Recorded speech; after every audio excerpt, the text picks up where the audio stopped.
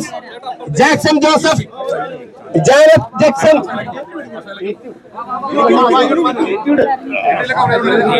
Philip Joseph,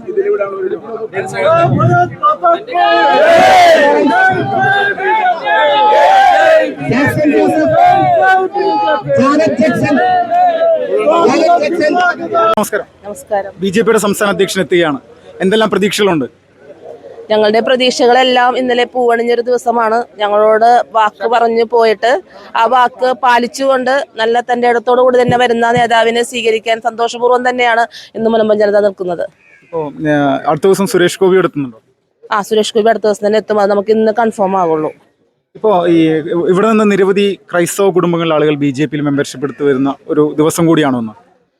തീർച്ചയായിട്ടും ഇന്ന് നമ്മളോട് ബിജെപി ആവശ്യപ്പെട്ടതല്ല, നമ്മുടെ ആളുകൾ അങ്ങോട്ടേക്ക് ആവശ്യപ്പെട്ടിരിക്കുകയാണ് അവർക്ക് മെമ്പർഷിപ്പ് വേണമെന്ന്. അപ്പോൾ അതിന്റെ ഭാഗമായിട്ടാണ് ആളുകളൊക്കെ ഇവിടെ ബിജെപിയുടെ മെമ്പർഷിപ്പ് എടുക്കാൻ നിൽക്കുന്നത്. ബിജെപിയിൽ മെമ്പർഷിപ്പ് എടുക്കാനുള്ള കാരണം എന്താ? ബിജെപിയുടെ മെമ്പർഷിപ്പ് എടുക്കാനുള്ള കാരണം അവർക്കൊരു പ്രശ്നം വന്നപ്പോൾ അവര് വിശ്വസിച്ച് അവര് വോട്ട് ചെയ്ത ജനപ്രതിനിധികളടക്കം അവരെ തള്ളിപ്പറഞ്ഞു. അപ്പോൾ അവരെ അവരുടെ സങ്കടത്തിന്റെ നിമിഷത്തിൽ അവരെ സഹായിക്കാനുണ്ടായത് ബിജെപി ആയതുകൊണ്ടാണ് അവരെ ഇപ്പോൾ മെമ്പർഷിപ്പിന് എല്ലാവരും മുന്നോട്ട് വന്നിരിക്കുന്നത്. സഭയുടെ ഭാഗത്തു നിന്നും ഏതെങ്കിലും തരത്തിലുള്ള നെഗറ്റീവ് അങ്ങനെ എന്തെങ്കിലും ഉണ്ടോ? അവർക്ക് എന്തെങ്കിലും പ്രഷർ ഉണ്ടോ ഈ ഒരു വിഷയത്തിൽ? സഭയ്ക്ക് അങ്ങനത്തെ പ്രഷർ ഉള്ളതായിട്ടൊന്നും തോന്നിയിട്ടില്ല. വോട്ടവകാശം എന്ന് പറയുന്നത് ഓരോ പൗരന്റെ അവകാശമല്ലേ. അപ്പോൾ ഏത് മെമ്പർഷിപ്പ് എടുക്കണം എന്നൊക്കെ തീരുമാനിക്കുന്നത് ഓരോ പൗരനുമാണ്. അപ്പോൾ സഭ അതിനൊന്നും ഒരാളെയും വിലക്കിയിട്ടൊന്നുമില്ല. ഇപ്പോൾ സംസ്ഥാന സർക്കാരിന്റെ ഭാഗത്തു നിന്ന് അടുത്ത ഘട്ടത്തിലുള്ള അവരുടെ നടപടി അത് നിങ്ങൾക്ക് അനുകൂലമാവുമെന്ന് പ്രതീക്ഷിക്കുന്നുണ്ടോ? ഇനിയിപ്പോ സംസ്ഥാന സർക്കാരിന് ഇത്ര നാളും അനങ്ങാൻ പറ്റാതിരുന്നത് ഈ നിയമം കൊണ്ടാണ്. നിയമത്തിൽ ഭേദഗതി വരികയാണ്. നിയമത്തിൽ ഭേദഗതി വന്നാൽ സർക്കാരിന് ഞങ്ങളെ സഹായിക്കാൻ പറ്റും. അപ്പോൾ സർക്കാരിന് ഇനിയും സമയമുണ്ട്. മുനമ്പം ജനതയോടൊപ്പം നിൽക്കാനുള്ള ഒരു ബെറ്റർ ടൈമാണത് സർക്കാരിന്റെ. അപ്പോൾ സർക്കാർ നിൽക്കുമെന്ന് തന്നെയാണ് പ്രതീക്ഷ.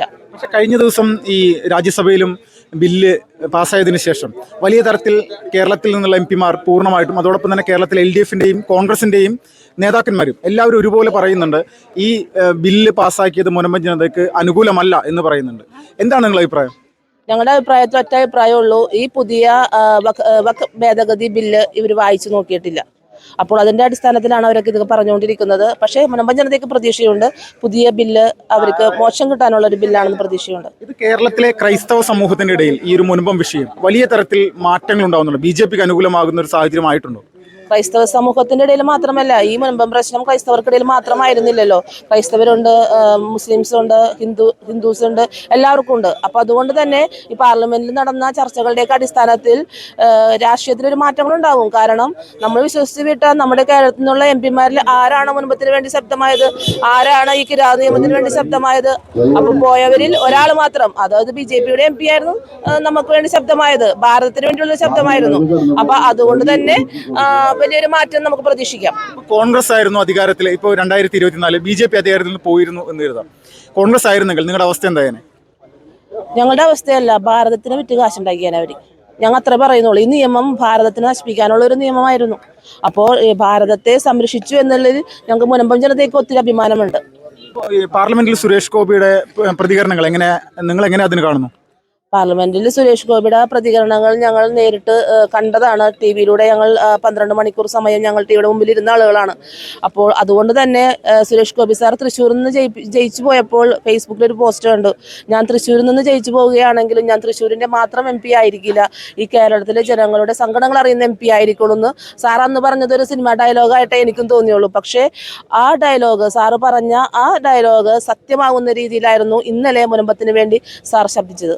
വിളിച്ചിരുന്നോ ഈ ബില്ല് പാസ്സായതിനു ശേഷം നിങ്ങളെ കോൺടാക്ട് ചെയ്തിരുന്നോ? തീർച്ചയായും ഞങ്ങളെല്ലാം TV-യുടെ മുന്നിലുണ്ടെന്ന് സാറിന് അറിയാമായിരുന്നു. അതുകൊണ്ട് തന്നെ സാർ ഇന്നലെ പാർലമെന്റ് സമ്മേളനം നടക്കുന്ന സമയത്ത് വിളിച്ചിരുന്നു. നമ്മൾക്ക് ആശ്വാസത്തിനുള്ള വകയുണ്ട്, നമ്മുടെ ബില്ല് പാസ്സാകും, മുനമ്പം ജനതയുടെ കൂടെ ഞാനുണ്ട്, നിങ്ങളുടെ ആഘോഷങ്ങളിൽ ഞാനുണ്ടെന്ന് പറഞ്ഞിരുന്നു. ഈ സംസ്ഥാന സർക്കാർ നിയമസഭയിൽ സംയുക്തമായിട്ട് പ്രതിപക്ഷവും ഒന്നിച്ചു നിന്നുകൊണ്ട് ഇവിടെ ഈ നിയമത്തിനെതിരെ പ്രമേയം പാസ്സാക്കിയിരുന്നു. അത് കടലിൽ താഴ്ത്തുമെന്ന് അദ്ദേഹം പറഞ്ഞിരുന്നു. നിങ്ങളത് ചെയ്യാൻ തയ്യാറാണോ?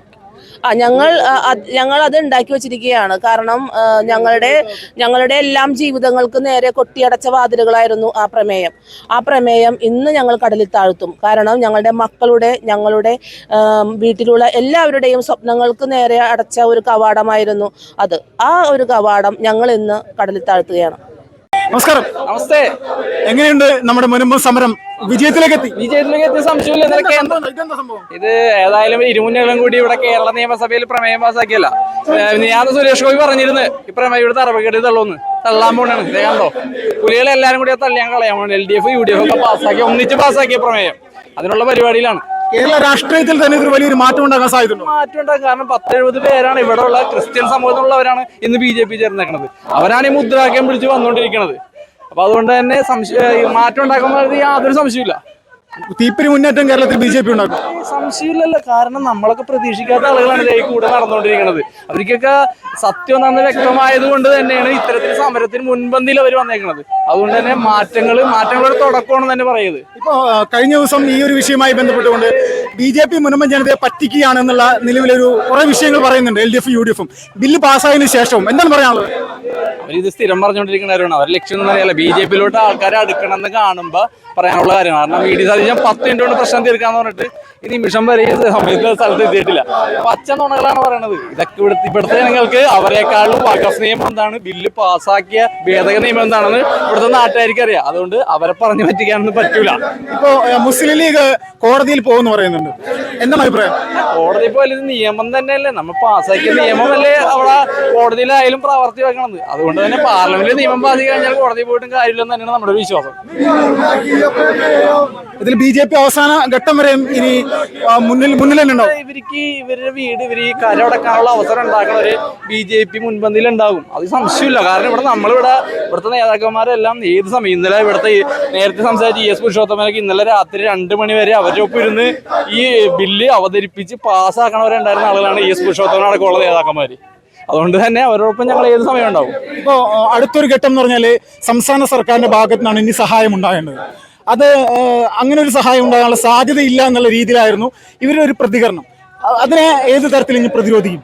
അല്ല, ഇതിനകത്ത് സംസ്ഥാന സർക്കാർ ഇനിയിപ്പോൾ എന്ന് വെച്ചാൽ ഇത് പന്ത് BJP-യുടെ കയ്യിലായതുകൊണ്ട് തന്നെ ഇനി ഏതൊക്കെ തരത്തിലുള്ള പ്രതികരണങ്ങളും അവരുടെ അഭിപ്രായങ്ങൾ എന്തൊക്കെയാണെന്ന് നമുക്ക് കാണാനിരിക്കുന്നുള്ളൂ. നമുക്ക് കണ്ടു നോക്കാം. അതിനനുസരിച്ച് നമുക്ക് കാര്യങ്ങൾ പ്രവർത്തിക്കാം.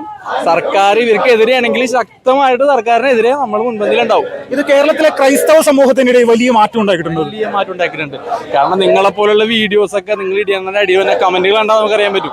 ക്രൈസ്തവ സമൂഹമാണ് ഇതിനകത്ത് ഏറ്റവും കൂടുതൽ പ്രതിഷേധിച്ചുകൊണ്ടിരിക്കണം. കാരണം അവർക്കാണ് ഇത് അനുഭവിച്ചുകൊണ്ടിരിക്കുന്നവരാണ്. അതുകൊണ്ട് തന്നെ വളരെയേറെ മാറ്റങ്ങൾ ഉണ്ടാവും. ക്രിസ്ത്യൻ സമൂഹം കൃത്യമായിട്ട് അവർക്കെതിരെ പ്രതിഷേധിക്കും. ഹൈബ്രിഡിനെ പറ്റി എന്താണ് പറയാനുള്ളത്? നിങ്ങളുടെ MP അല്ലേ, ക്രിസ്ത്യൻ വോട്ടുകൾ വാങ്ങിയ ആളുകൾ. ഇവിടെ കഴിഞ്ഞ ദിവസം ഒരു പോസ്റ്റ് ഉണ്ടായി, സുപ്രിയയുടെയും പൃഥ്വിരാജിന്റെ നട്ടെല്ല് വെച്ച്. നട്ടെല്ലില്ലാത്തവൻ ആണെന്ന് 2 ദിവസം കൊണ്ട് ഇവിടുത്തെ ജനങ്ങൾക്ക് മനസ്സിലായിട്ടുണ്ട്. അപ്പൊ ആ നട്ടെല്ല് വാഴപ്പിണ്ടി പോലെ ഒടിച്ച് കളഞ്ഞ് എവിടെയോ കിടക്കുന്നുണ്ട്. അതിൽ കൂടുതലൊന്നും പറയാനില്ല. ഇവിടുത്തെ ജനങ്ങളോട് വെച്ചാൽ പച്ചത്തിരി പറയും. സഭയുടെ നേതൃത്വം, കത്തോലിക്ക സഭയുടെ നേതൃത്വം കേരളത്തിലെ MP-മാരോട് അഭ്യർത്ഥിച്ചിട്ടുണ്ടായിരുന്നു അനുകൂലമായിട്ട് വോട്ട് ചെയ്യണമെന്ന്. അത് പൂർണ്ണമായിട്ട് അവർ തള്ളുകയാണ് ചെയ്തത്. ഇനി ക്രൈസ്തവ സമൂഹം ഇനി ഒരു വിശ്വസിക്കേണ്ട ആവശ്യമുണ്ടോ? ഒരു ആവശ്യമില്ല. കാരണം അവരുടെ ഏറ്റവും വലിയൊരു ആവശ്യം, ജീവിക്കാനുള്ള ഒരു അവകാശത്തെ സംബന്ധിച്ച ആവശ്യം അവർ തള്ളിക്കളഞ്ഞെങ്കിൽ അതിലപ്പുറത്തോട്ട് വേറെ ഒന്നുമില്ലല്ലോ.